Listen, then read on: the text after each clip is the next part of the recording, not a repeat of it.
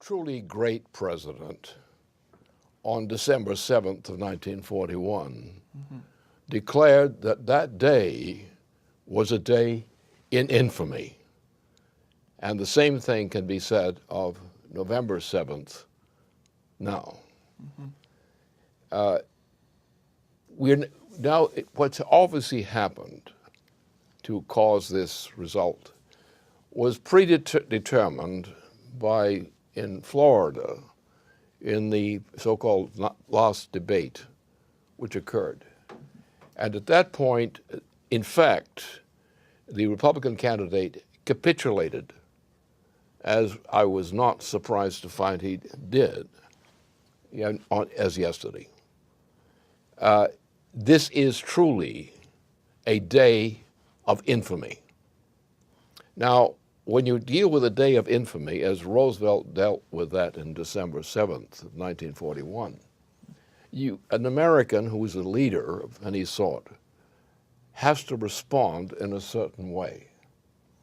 And since we don't have a credible presidential candidate in sight, including the one we've been encumbered again by now, I have to say something about this. What happened? The Republican candidate capitulated to Wall Street.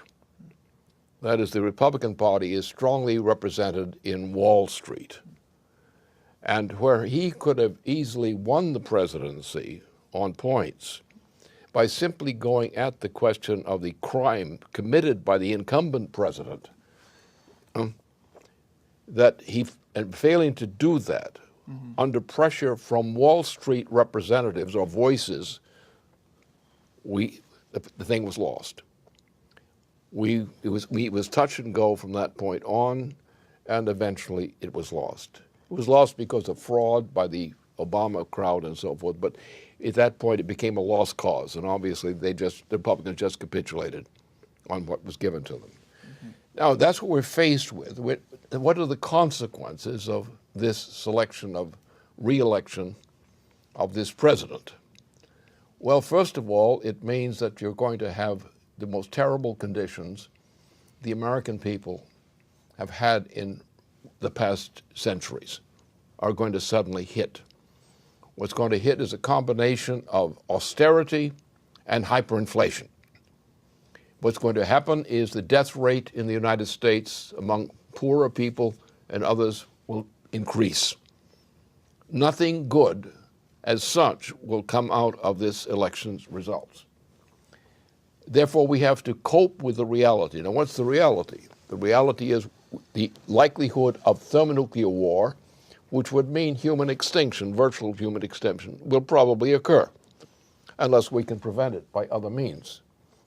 But that's where we stand. We're headed for war. The Obama administration is a war administration, and if it can't be blocked in some way, it will happen.